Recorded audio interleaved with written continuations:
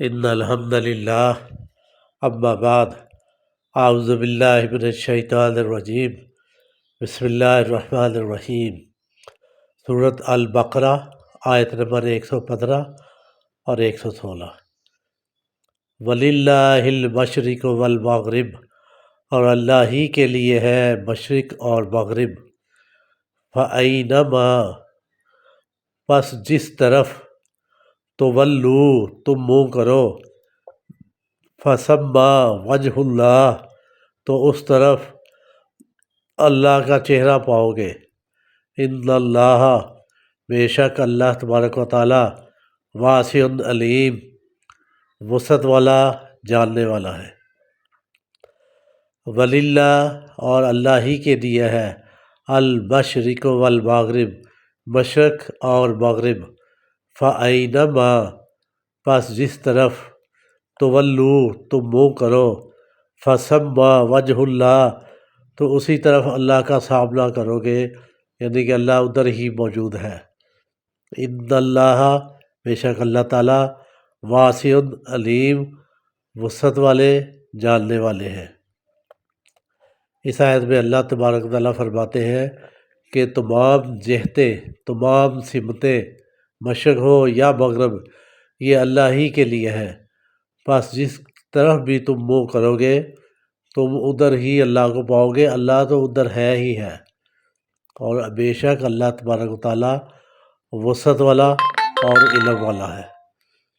نبی کریم صلی اللہ علیہ وسلم جب مدینہ میں آئے تو ان کا دل یہی کرتا تھا کہ ہم خانہ کعبہ کی طرف منہ کر کے نماز پڑھیں، لیکن اس وقت حکم یہ تھا بیت المقدس کی طرف منہ کر کے نماز پڑھیں۔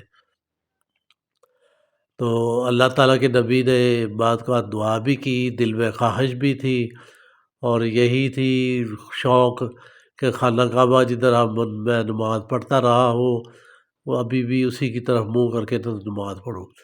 تو اسی طرح اللہ تبارک و تعالیٰ نے پھر حکم دے دیا، بلکہ نماز کے دوران ہی حکم دے دیا کہ اب آپ جو ہے نا قبلے کا رخ جو ہے وہ بدل لیں۔ تو انہوں نے پھر خانہ کعبہ کی طرف کر لیا۔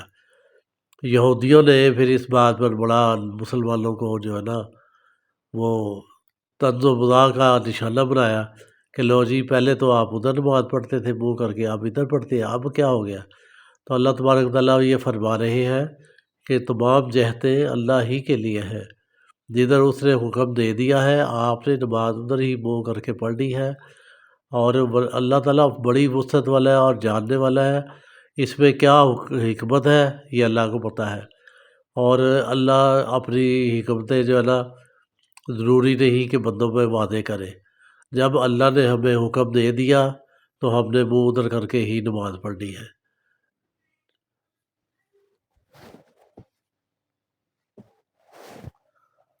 وَقَالُوا اتَّخَذَ اللَّهُ وَلَدًا، وَقَالُوا، اور انہوں نے کہا، اتَّخَذَ اللَّهُ وَلَدًا، اللہ نے بنا لیا ہے بیٹا۔ سبحانہ، وہ تو پاک ہے ان چیزوں سے۔ بل لہ، بلکہ لہ، اسی کے واسطے، ما فی السماوات والارض، جو کچھ زمینوں میں ہے اور جو کچھ آسمانوں میں اور زمین میں ہے، کل، سب کے سب، لہو، اسی کے لیے، قانتون، مطیع و فرما بردار ہے۔ وقالوا اتخذ اللہ ولدا، اور انہوں نے کہا کہ اللہ نے اپنا بیٹا بنا لیا۔ سبحانہ، وہ تو پاک ہے ان چیزوں سے۔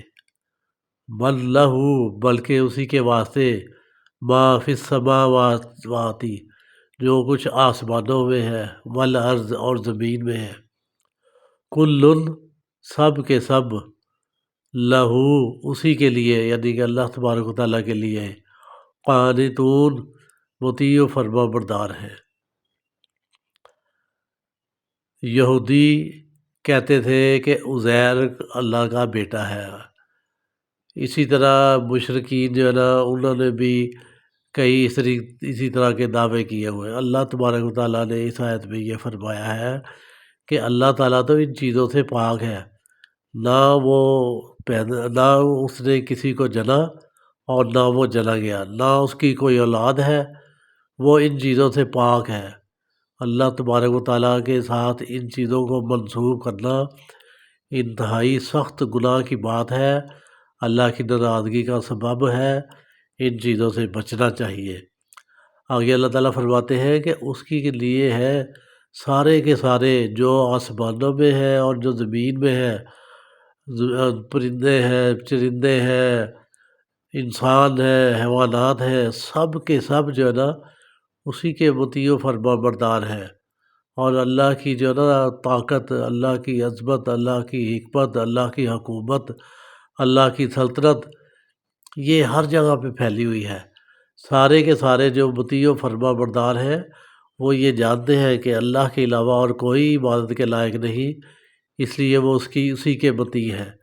لیکن اللہ کی اولاد کوئی نہیں، یہ ہم نے جان کے رکھنا ہے، یہ یاد رکھنا ہے، اور اس طرح کی کسی چیز میں ہم نے جو ہے نا وہ حصہ نہیں ڈالنا، شرک سے ہم نے بچنا ہے۔ دعا ہے جو پڑھا ہے، جو سنا ہے، جو سمجھا ہے، اس کو اپنے اوپر لاگو کرنے کی اور اپنی زندگی کو اس کے مطابق ڈھالنے کی توفیق عطا فرمائے۔ السلام علیکم ورحمۃ اللہ۔